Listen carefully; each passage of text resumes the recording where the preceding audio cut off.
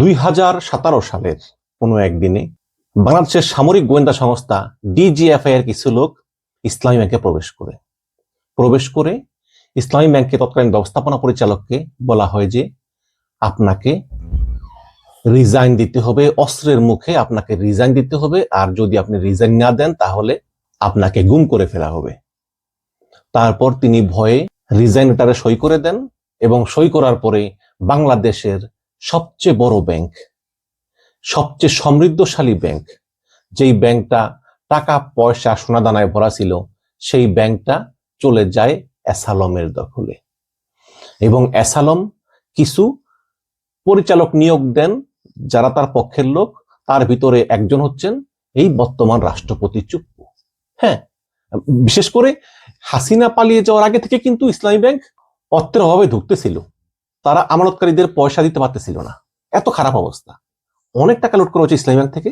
হাসিনা পালিয়ে যাওয়ার পর ইসলামী ব্যাংক অ্যাসালমের কাছ থেকে নিয়ে আবার জামাত ইসলামের ম্যানেজমেন্টকে ফেরত দেওয়া হয়েছে এবং সেই ব্যাংকটা ভালোই চলতেছিল। কিন্তু বর্তমান বিএনপি সরকার আবার এই ইসলামী ব্যাংকে অ্যাসালমের হাতে ফিরিয়ে দেওয়ার উদ্যোগ নিয়েছে। অন্তত বিবিসি বাংলার প্রতিবেদন পড়ে আমার সেটাই মনে হলো। লিখেছে, এমডি লম্বা ছুটিতে, ইসলামী ব্যাংক নিয়ে কি হচ্ছে। বাংলাদেশের বেসরকারি খাতের বড় বাণিজ্যিক ব্যাংক ইসলামী ব্যাংকে বড় পরিবর্তনের প্রক্রিয়া দৃশ্যমান হচ্ছে এবং একে কেন্দ্র করে ব্যাংকের ভিতরেই নানা ধরনের প্রতিক্রিয়ার খবর পাওয়া যাচ্ছে। ব্যাংকটির স্বতন্ত্র পরিচালক ও নির্বাহী কমিটির চেয়ারম্যান মোহাম্মদ আব্দুল জলিলকে অপসারণের পর, মানে এর আগে আব্দুল জলিলকে অপসারণ করছে, 1 মাস পার হওয়ার আগেই ব্যাংকটির ব্যবস্থাপনা পরিচালক মোহাম্মদ ওমর ফারুককে 1.5 মাসের বেশি সময়ের জন্য ছুটিতে পাঠানো হয়েছে, যা গতকাল থেকে কার্যকর হয়েছে।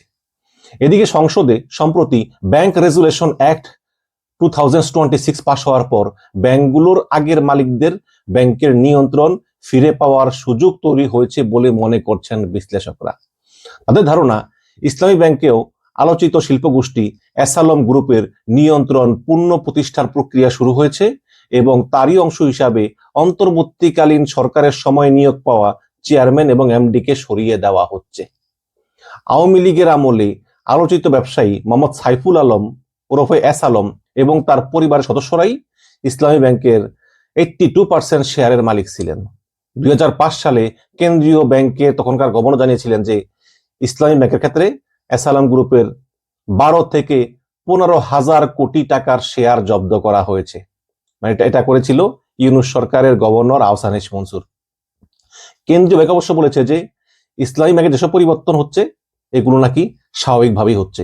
কেন্দ্রীয় ব্যাংকের গভর্নর তো হচ্ছে আবার অ্যাসালমের লোক। মনসুর সাহেবকে সরিয়ে যেই মোস্তাক রহমানকে নিয়োগ হয়েছে, তিনি হচ্ছেন আবার ওই অ্যাসালমের ভাই লাবুর পার্টনার। তো কেন্দ্রীয় ব্যাংক আরো বলেছেন যে আমানতকারীদের আস্থা এবং আর্থিক খাতের শৃঙ্খলার স্বার্থে যে পদক্ষেপ নেওয়া দরকার হবে কেন্দ্রীয় ব্যাংক তাই করবে। এগুলো তো গদবাদা মুখস্থ কথা। ইসলামী ব্যাংক থেকে এই বিষয়ে আনুষ্ঠানিক কোনো মন্তব্য পাওয়া যায়নি। একজন কর্মকর্তা শুধু বলেছেন যে পরিচালনা পর্ষদ এমডিকে বাধ্যতামূলক ছুটিতে পাঠিয়েছে। তার জায়গায় অতিরিক্ত ব্যবস্থাপনা পরিচালক আলতাফ হোসেনকে চলতি দায়িত্ব দেওয়া হয়েছে। রোববার সরকার ও বাংলাদেশ ব্যাংকের অনৈতিক হস্তক্ষেপ এবং ইসলামী ব্যাংক ধ্বংসের প্রতিবাদে মানববন্ধন করেছে ইসলামী ব্যাংক গ্রাহক ফোরাম। তাদের অভিযোগ, একটি চক্র সরকার এবং কেন্দ্রীয় ব্যাংককে ব্যবহার করে আবারও ইসলামী ব্যাংক দখল করে অ্যাসালমের হাতে দেওয়ার পায়তারা করতেছে। এর আগে 2024 সালের অগাস্টে আওয়ামী লীগের পতনের পর ইসলামী ব্যাংক থেকে 10,479 কোটি টাকা আত্মসাৎ ও বিদেশে পাচারের অভিযোগে অ্যাসালম গ্রুপের চেয়ারম্যান সাইফুল আলম সহ 67 জনের বিরুদ্ধে 2025 সালের মে মাসে মামলা করেছিল দুদক। তখন দুদকের রিপোর্টে বলা হয়েছিল 2017 সালে মিস্টার আলমের মালিকানাধীন অ্যাসালম গ্রুপ ইসলামী ব্যাংকটি নিয়ন্ত্রণ নেওয়ার পর থেকেই বিনিয়োগ কার্যক্রমে ব্যাপক অনিয়ম শুরু হয়। ব্যাংকটি ওই গ্রুপের নিয়ন্ত্রণে নেওয়ার আগে এটি যাদের দ্বারা পরিচালিত হয়ে আসছিল তারা জামাত ইসলামের সমর্থক বলেই পরিচিত ছিলেন। তখন তাদেরকে অস্ত্রের মুখে জোরপূর্বক পদত্যাগ করানোর অভিযোগ উঠেছিল এবং এই ঘটনা যখন ঘটে তখনই ব্যাংকটিতে অ্যাসালম গ্রুপের ঋণ ছিল প্রায় 3,000 কোটি টাকা। মানে যখন 2017 সালে শেখ হাসিনা সরকার অস্ত্রের মুখে ব্যাংকটা নিয়ে অ্যাসালমকে দিয়ে দেয়, তখনও কিন্তু এসালমের কাছ থেকে এই ব্যাংকের ঋণ ছিল প্রায় 3,000 কোটি টাকা।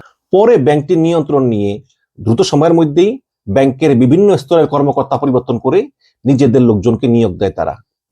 এসালম গ্রুপে নিয়ন্ত্রণ যাওয়ার পর সব মিলিয়ে সারা দেশে ব্যাংকটিতে প্রায় 10,000-এর মতো কর্মকর্তা নিয়োগ দিয়েছিল এই এসালম, এবং ব্যাংকটিকে বিপুল পরিমাণ অর্থ সরিয়ে নেয় এবং তখনই তারল্য সংকট দেখা দেয়। 2023 সালের ডিসেম্বরে গবেষণা সংস্থা সিপিডি এক সংবাদ সম্মেলনে বলেছিল যে 2022 সালে ইসলামী ব্যাংকে প্রায় 30,000 কোটি টাকার ঋণ অনিয়মের ঘটনা ঘটে, যার সঙ্গে এই এসালমের সংশ্লিষ্টতা রয়েছে। এবং ইউরো সরকারের আমলে কেন্দ্রীয় ব্যাংক এই গ্রুপটির পক্ষ থেকে বিভিন্ন উপায়ে ব্যাংক থেকে প্রায় 91,000 কোটি টাকা বের করার কথা বলা হয়েছিল, মানে প্রায় 91,000 কোটি টাকা বের করা হয়েছিল। হাসিনা পালিয়ে যাওয়ার পরে যে আবার ইসলামী ব্যাংকের নিয়ন্ত্রণ জামাত ইসলাম নিয়েছিল, সে সময় এই ব্যাংকের মোট আমানতের পরিমাণ দাঁড়িয়েছিল 1,83,000 কোটি টাকায়। যেই ব্যাংকটা গ্রাহকদেরকে টাকা দিতে পারতো না, সেই ব্যাংকের আমানত দাঁড়িয়েছিল 1,83,000 কোটি টাকায়। এবং একই বছর উপশাখাগুলোর আমানত বেড়েছিল 3,700 কোটি টাকা। এবং এই ব্যাংকের মাধ্যমে বিদেশ থেকে রেমিটেন্স এসেছে 76,000 কোটি টাকা। এবং এই শেখ হাসিনা পলায়নের পর এক বছরেই ইসলামী ব্যাংকের গ্রাহক সংখ্যা 50 লাখ থেকে বেড়ে 3 কোটি হয়েছিল।